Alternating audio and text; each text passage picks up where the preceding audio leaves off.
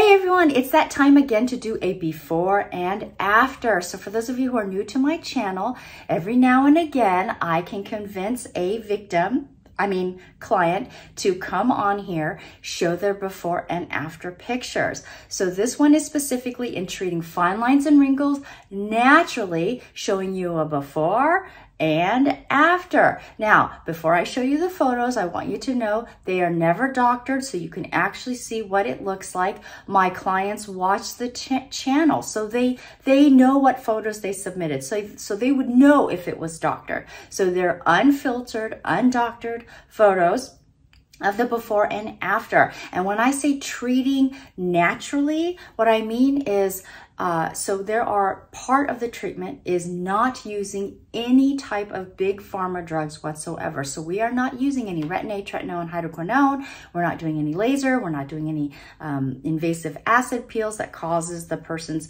skin to peel off. We're not doing any of that.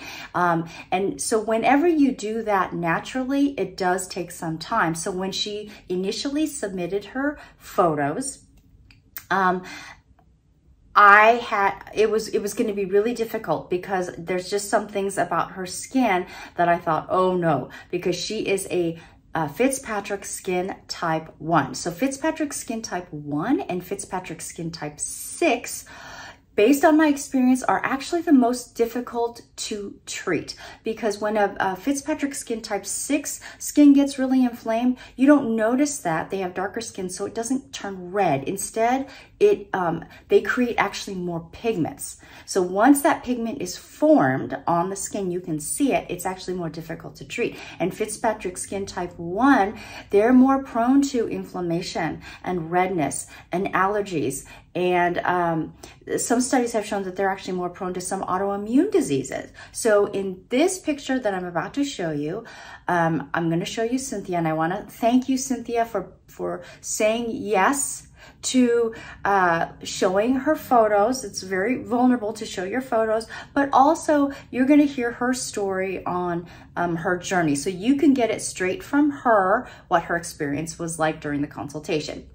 Okay, so here is her picture right here. Okay, so I'm gonna put up these are her before pictures, and when I describe that, I'm not being critical, it's just a very objective, how I look at the skin and how I can solve the problem, right? How I can treat it. So if you look here, it's very obvious, especially around the eyes, that she has some of the redness and, the ocular rosacea. So she's got redness and inflammation going on there, which I had noticed right away. You also see the fine lines and wrinkles along her forehead, and you'll see in the sides of her cheeks here, she has some, it shows lack of elasticity here, right? Because the fine lines and wrinkles are more due to the lack of elasticity.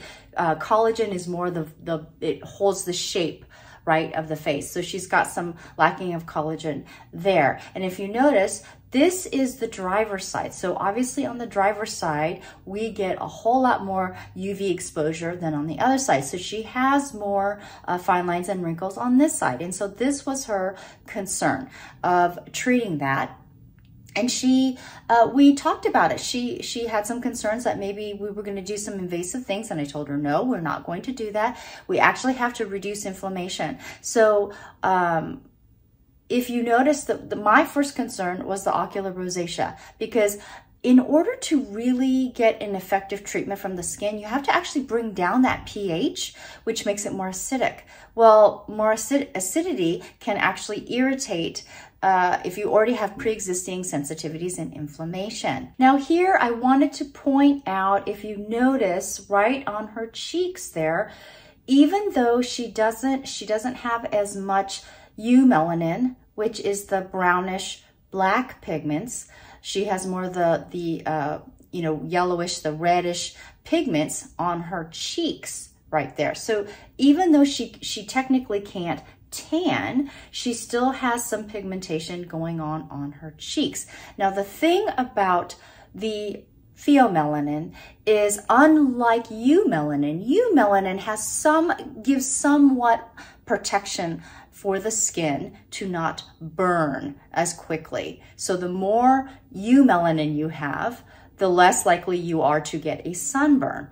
But this type of melanin, the kind that she has more predominantly, does not protect your skin from UV rays. So that's what's unique about this skin type, and it is very difficult to treat. And when I have taught other licensed professionals, when I'm teaching them this, I am telling them that this is actually the most difficult skin type. So hopefully when you are starting out, you don't have someone that walks in and has a Fitzpatrick skin type 1 or 2, because those are the most, you have to have more experience when you're treating this type of skin type. Also, as you probably know, because they cannot protect their skin from the UV rays as much, they are more prone to fine lines and wrinkles more than your Fitzpatrick skin type 3, 4, and 5, and 6, especially 4, 5, and 6. So finally, the moment you've been waiting for. Ta-da! This is the after photo. So let me see, let me refer to my notes here. So her consultation was actually in December of last year, and these pictures were taken in November, the before, and then the after was just recently taken in July. And so she's been under my care for 8 months. So if you look at her picture here, you will notice that her forehead she has no more inflammation on her eyes.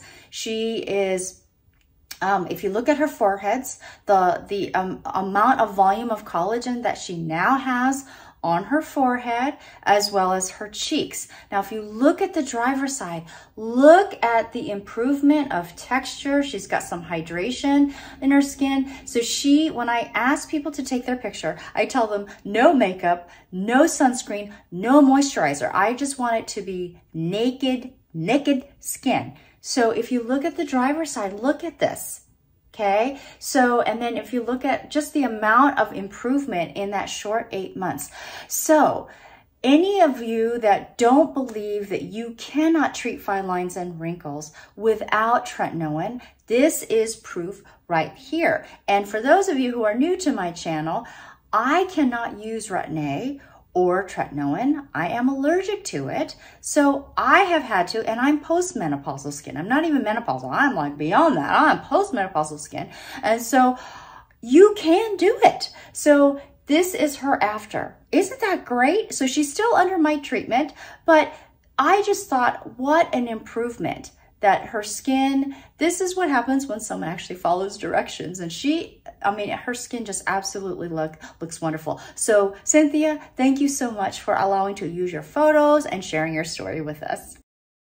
So welcome, Cynthia. Thank you so much. I really appreciate you coming on, because most of my clients, they don't want to be vulnerable, share their pictures or even their stories. So I really appreciate it. Sure. Thanks for. So, Cynthia, tell me how you came about finding me and just trusting some random person on YouTube to treat your skin. Like, what was your journey? I was a little frustrated with the skincare I'd been using for about 6 or 7 years. It was as good a quality as I knew how to find, but the older I got, the thinner my face skin was getting, and it just began to look kind of crepey, and I couldn't keep up with it. So I started looking and just scouring the internet and finding all kinds of people offering all kinds of things. And I found you on YouTube. And first I watched a few of the videos, especially the ones on moisturizers for aging skin. I think that might have been the name of a couple of them. And I just, I felt that you were genuine, that you cared about your clients, and it was very interesting to read all of the comments. And so I just contacted you and plunged in. Okay. So everybody wants to know what skincare products that you were using to help address your fine lines and wrinkles. I used Lancome. I used, do you say it Chanticleer? I don't even know that one. Yeah, It ends with ELLE. It might be a French word. That's how I've pronounced it, is Chantecaille. Very, very expensive. Years and years ago, I used Bobbi Brown. And then I finally settled on some skincare from a lady in Vermont named Nancy, and it was called NCN Skincare. And I liked her products because from what I could ascertain from the ingredients, they didn't seem to have a lot of harmful things in them. Yeah. But it didn't keep my skin moisturized, and my skin kept getting thinner on my face. Mm-hmm. Okay. So now people want to know, they always want to know. So did you use any retinol or retin-A or tretinoin or any type of like topical drugs for your face? All of the above. All of the above. I didn't get anything prescription, but whatever NCN skincare had, I used that. I did use the Retin-A, and there were a couple of different levels, and I moved up to the second level, and I think it dried my skin out and made it a little patchy looking. And about that time, it also was not really yellow. I guess I would say sallow and dull. It just didn't look healthy. And it never really looked clean, even though I knew it was clean because I was cleansing it. But it just had kind of a sallow look that didn't match the rest of my skin. Okay. So, was there anything else that you did? Like, did you actually go in for a professional treatment like microdermabrasion or, acid peels or laser or anything like that? Nothing like that. I didn't go pro. You didn't go pro. Okay. So was there a reason why you didn't go pro? Were you just thinking that maybe it could be, you weren't using the right skincare products, or the Retin-A maybe wasn't strong enough? I did wonder if I was using the wrong skincare products, but as far as going in for professional treatments, I thought it might actually make my skin worse. I have natural redhead skin, a lot of freckles, pretty fair. And I was just worried that I would go from bad to worse by going in and letting people have at it with a chemical peel or something else that they might apply generically to me that wasn't really meant for my skin. So I find that really interesting. It actually turned out for your benefit. Not that these things don't work, but it actually was your benefit, because if you had done those things and then come to see me, it actually would have taken a lot longer, and it actually would have been more difficult. Yeah. So did you have any idea, even though I tried to be as straightforward in the product description of the consultation, what to expect, what were your expectations? Like what were you thinking was going to happen? I could tell from the YouTube videos and the way you describe different products that you knew the ingredients.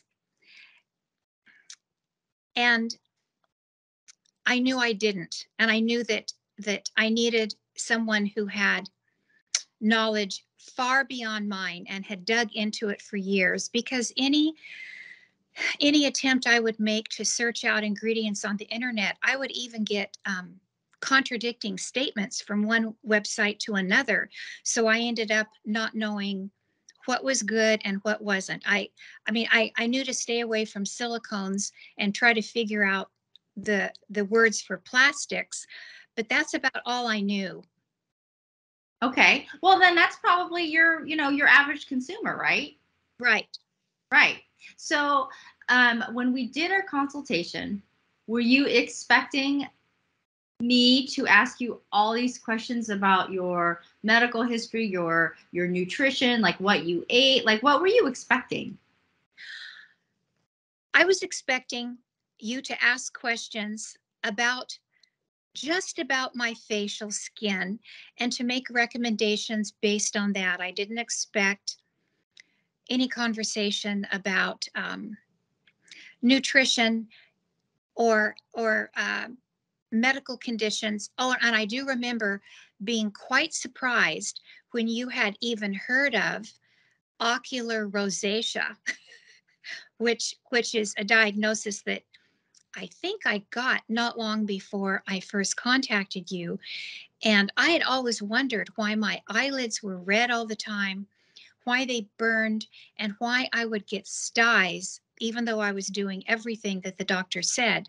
And finally, after 2 years on doxycycline, 2 full years, and all of the side effects from that, I also wanted some help with ocular rosacea. So you never heard of it. Was it when you finally went to a doctor or dermatologist that you finally realized what it was? I was just into an ophthalmologist because I felt like I might need to update my reading glasses, which I did. And she just said in passing, by the way, do you know why you have red rims around your upper eyelids, no matter how well you clean them? They're red all the time. And I Mhm. said, had it for years. And then she told me, of a treatment that involved laser to your eyelids, and I didn't really feel comfortable doing that. Mhm. Yeah.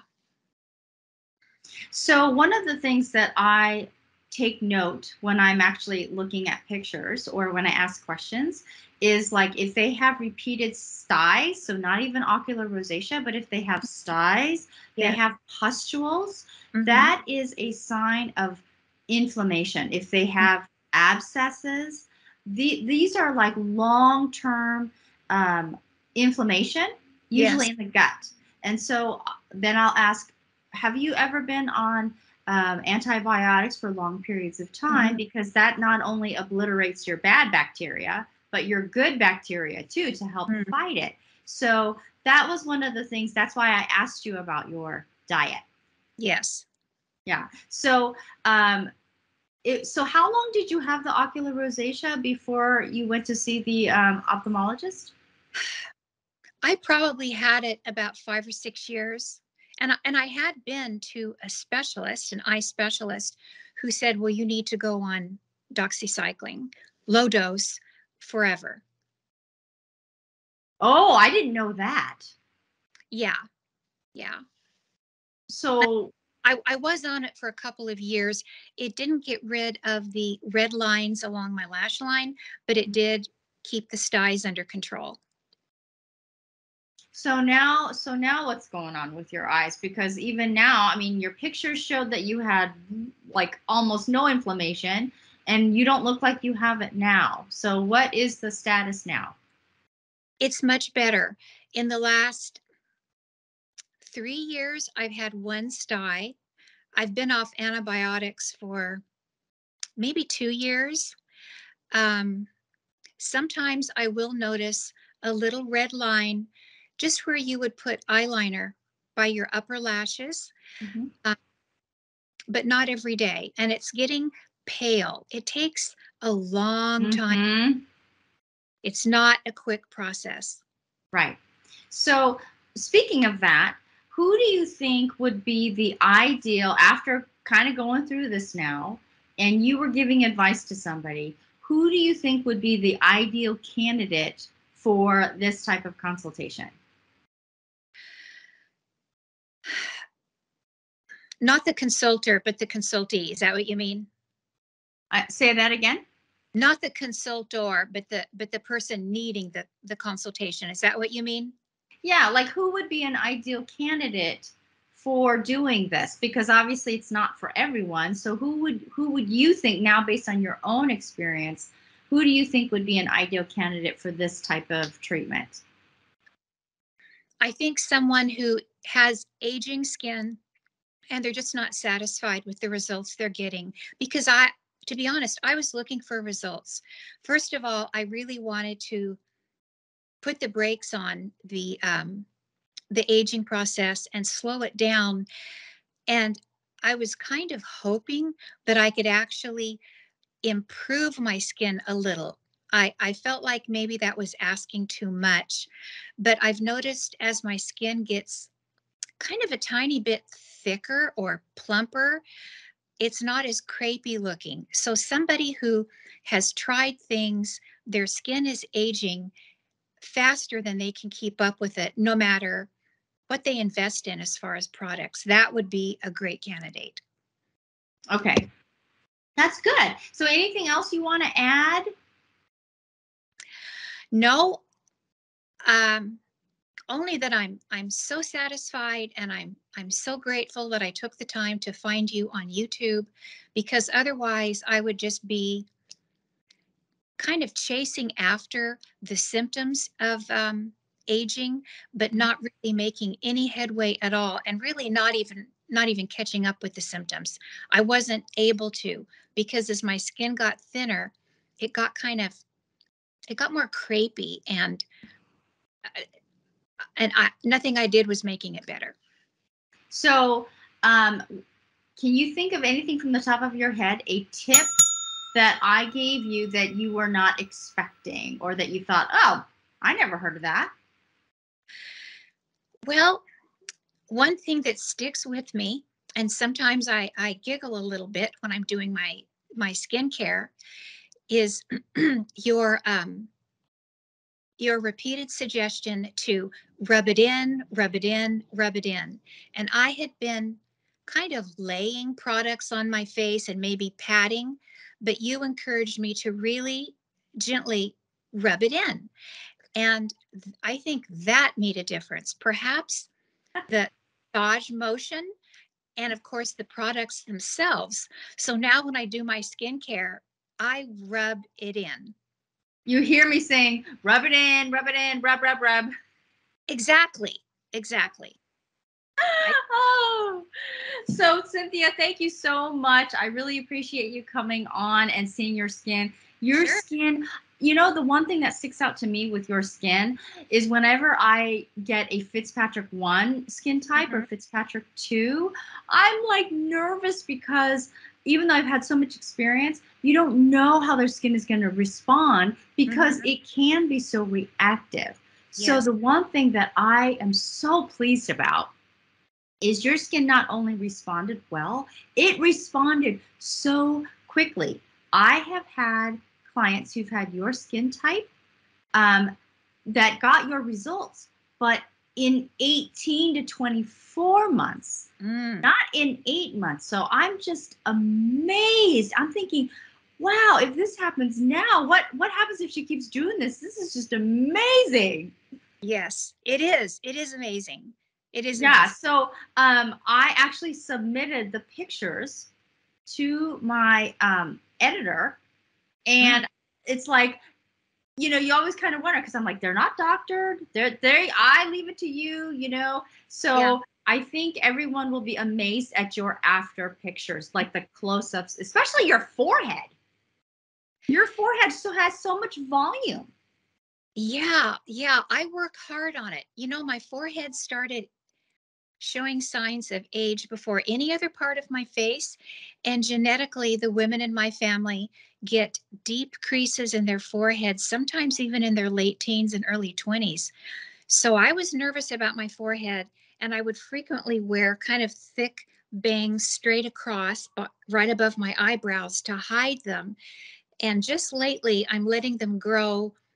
I still maybe keep them down a little bit, but I'm swooping them over, and I'm not so uncomfortable showing a little bit of the skin on my forehead. Yeah, because it looks really good. So Cynthia, I hope you can catch the video when it goes up. And thank you once again. I really appreciate it. Sure.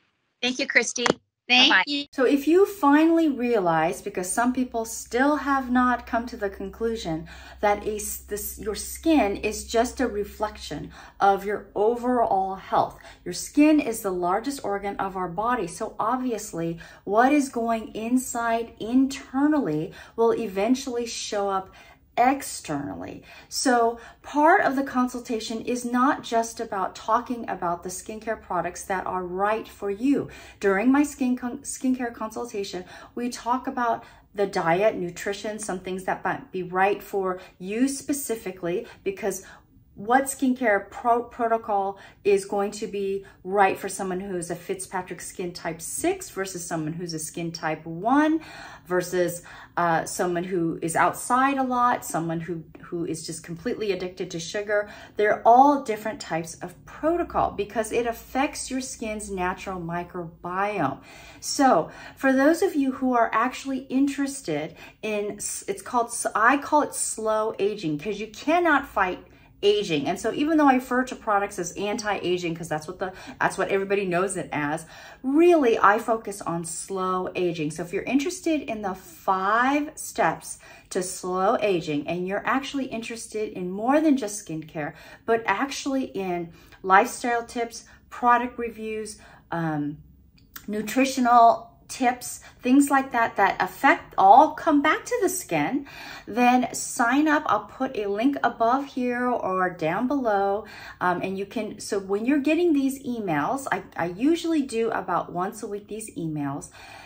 Please note that it's not just about skincare products, because it's not just about, skincare is not just about skincare products.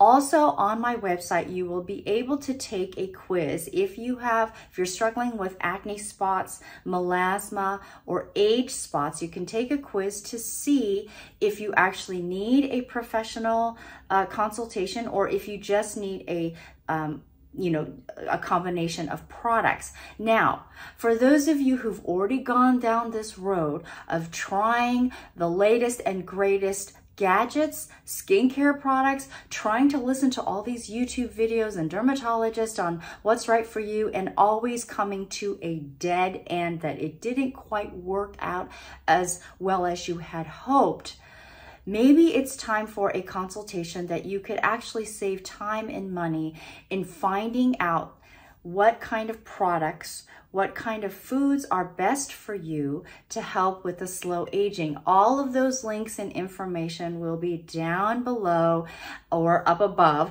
wherever. So remember, makeup is an art, skincare is a science.